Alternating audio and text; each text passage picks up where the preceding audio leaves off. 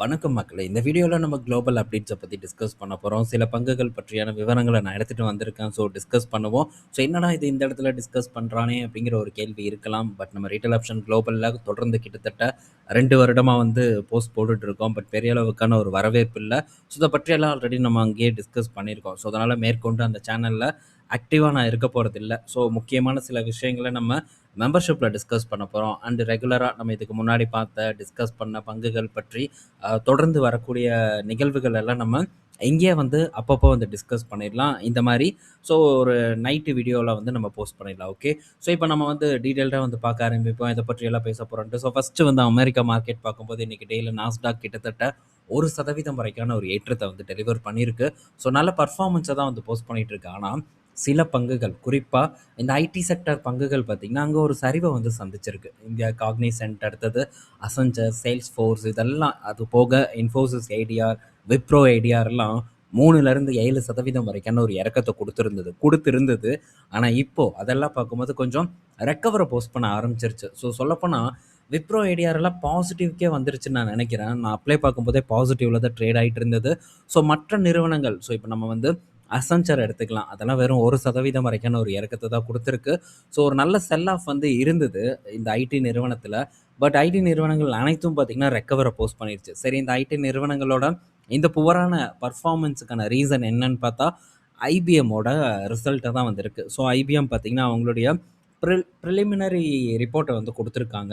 So final report அது பார்த்திங்கன்னா 22 ஜூலை மாதம் வந்து வரும். ஸோ இந்த ஐபிஎம்மை பார்த்திங்கன்னா நம்ம இதுக்கு முன்னாடி டிஸ்கஸ் பண்ணதில்லை. ஸோ ஒரு நியூஸாக பார்த்திங்கன்னா ஒரு ஏற்றம் வருவதற்கு முன்னாடி இதை பற்றி நம்ம பேசியிருந்தோம். அதுக்கப்புறம் பெருசாக பார்த்திங்கன்னா இதில் நம்ம இன்வால்வ் ஆகலை. ஸோ எனக்கும் இதை பற்றி பெரிய அளவுக்கான விவரங்கள் தெரில. ஏன்னா இதை பற்றி நம்ம ஸ்டடி பண்ணணும் அப்படிங்கும்போது ஸோ டைம் பார்த்திங்கன்னா டெஃபினட்டாக வந்து கூடுதலாக வந்து எடுத்துக்கும். ஸோ விரைவில் நான் இது பண்ணுறதுக்கு ட்ரை பண்ணுறேன். ஏன்னா ஸோ ஐபிஎம் பார்க்கும்போது குவாண்டம் கம்ப்யூட்டிங்கில் ஸோ ஒரு பிளேயராக வந்து இருக்க போகிறாங்க. ஸோ குவாண்டம் கம்ப்யூட்டிங் பற்றியும் பல நண்பர்கள் வந்து கேட்டுட்ருக்காங்க. அதை பற்றியெல்லாம் ஸ்டடீஸ் போயிட்டுருக்கு.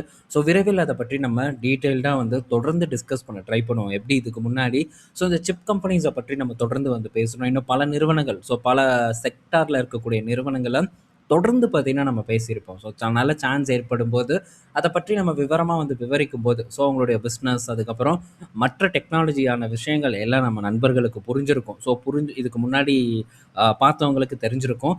ஸோ அதை நம்ம தொடர்ந்து இந்த இடத்துலையும் வந்து நம்ம பண்ணுவோம். ஸோ இந்த செக்மெண்ட்டில் இருக்கக்கூடிய நிறுவனங்களான ஸோ இந்த ஐபிஎம்மை பற்றியும் நம்ம முழுசாக அக்கு வேற ஆணி வேற வந்து டிஸ்கஸ் பண்ணுறதுக்கு ட்ரை பண்ணுவோம். ஸோ இன்றைக்கி டேயில் ஐபிஎம் பார்த்திங்கன்னா கிட்டத்தட்ட 26% வரைக்கான ஒரு சரிவெல்லாம் வந்து சந்திச்சிருக்கு. ஸோ ஸ்டில் பார்க்கும்போது 25% வரைக்கான சரிவு ஐபிஎம்மில் வந்து ஏற்பட்டிருக்கு. ஸோ லாஸ்ட்டாக ஒரு அப்டேட் பார்த்தோம். அது என்ன அப்டேட் அப்படின்னு மறந்துருச்சு.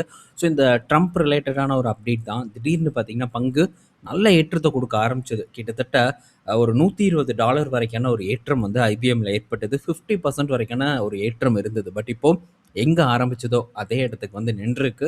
ஸோ இன்றைக்கி டேயில் இப்போ வரைக்கும் பார்க்கும்போது 25% சரிவடைஞ்சிருக்கு. $71 கிட்ட ஒரே நாளில் வந்து காணாமல் போயிருக்கு. ஸோ நான் பல பேர்கிட்ட வந்து பேசியிருக்கேன். அண்ட் பல டைம் நம்ம வந்து டிஸ்கஸ் பண்ணியிருக்கோம். ஸோ அமெரிக்க பங்குகளில் ரொம்ப ஆர்வத்தை வந்து காட்டுவாங்க. ஆனால் அமெரிக்கா மார்க்கெட்டில் இருக்கக்கூடிய ஆபத்துக்களை நம்ம கண்டிப்பாக வந்து புரிஞ்சுக்கணும். ஸோ சில பங்குகள் ஸ்லோ பாய்சன் ஆட்டம் ஸ்லோவாக வந்து கரெக்ட் ஆகும். நல்ல குவாலிட்டியான நிறுவனமாக இருந்தாலும் கூட ஸ்லோவாக கரெக்ட் ஆகும். அந்த கரெக்ஷனை கூட தாங்கிடுவோம். ஏன்னா நமக்கு ஒரு எக்ஸ்பீரியன்ஸ் இருக்குது. ஸோ நம்ம மார்க்கெட்டில் அதுதான் நடக்கும். ஸோ வச்சு கரெக்ஷனை வந்து நடத்திட்டே இருப்பாங்க. ஆனால் சில இடத்துல அப்படி இருக்காது. ஸோ கரெக்ஷன் பார்த்திங்கன்னா ஹெவியாக இருக்கும். ஸோ இதுக்கு முன்னாடி எஸ்எம்சிஐ சூப்பர் மைக்ரோ கம்ப்யூட்டர் நம்ம பார்த்துருப்போம். ஹெவியான ஒரு கரெக்ஷன் ஏற்பட்டிருக்கும்.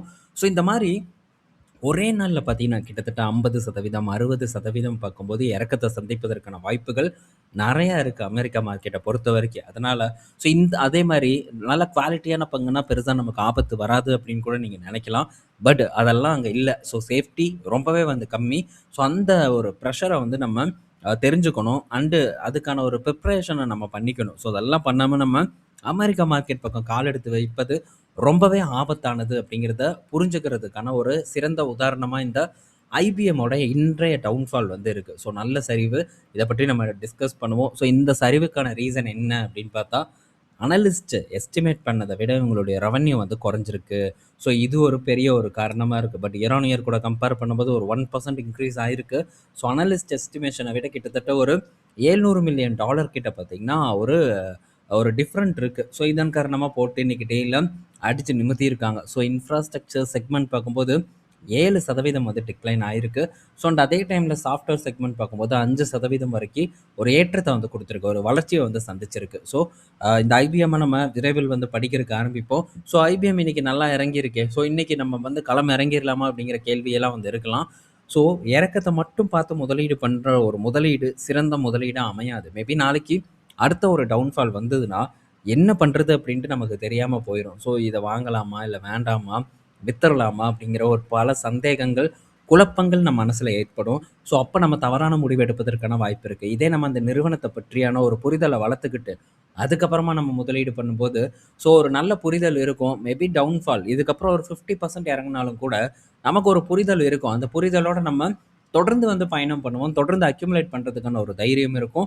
ஸோ புரிதலை ஏற்படுத்துறது மட்டும்தான் என்னோட வேலை அப்படிங்கிறது இந்த இடத்துல நான் திரும்பவும் ஞாபகப்படுத்திக்கிறேன். ஸோ உங்களுக்கு புரிதலை ஏற்படுத்துறதுக்கு முன்னாடி எனக்கு நானே வந்து புரிதலை ஏற்படுத்தணும்.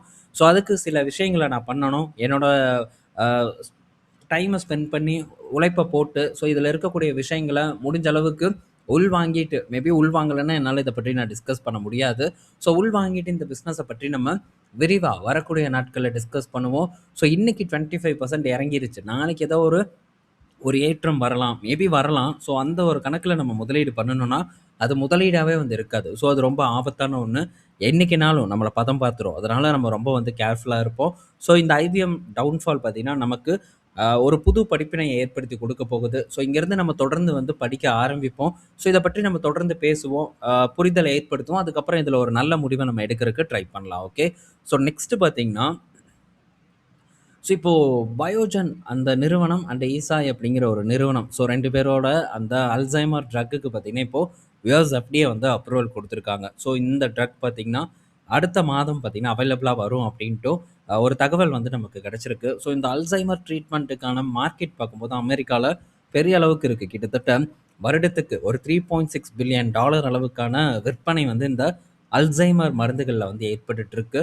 ஸோ இது ஒரு பெரிய ஒரு ஒரு ஒரு மார்க்கெட்டாக வந்து பார்க்கப்படுது. ஸோ அமெரிக்கா ஒரு முக்கியமான ஒரு மார்க்கெட் அண்டு அல்சைமர் ஒரு முக்கியமான ஒரு டிசீஸாகவும் வந்து இருக்குது. ஸோ இதில் ஒரு நல்ல வளர்ச்சி இருக்குங்கிற ஒரு எதிர்பார்ப்பும் வந்து மார்க்கெட்டில் இருக்குது. ஸோ இப்போ பயோஜனுக்கு இந்த அப்ரூவல் கிடைச்சது ஒரு பாசிட்டிவான ஒரு நியூஸாக வந்து பார்க்கப்படுது. ஸோ நெக்ஸ்ட்டு பார்த்தீங்கன்னா இன்டெல் கிட்ட இருந்து 2 அப்டேட் வந்திருக்கு. ஸோ இன்டெல் பார்த்தீங்கன்னா இப்போ ரீசெண்டாக சரிவை சந்திச்சுட்டு வந்துட்டுருக்கு. ஸோ இன்டெல் பார்க்கும்போது கிட்டத்தட்ட ஒரு $100 கிட்ட பார்த்தீங்கன்னா ட்ரேட் ஆகிட்டு இருக்கு.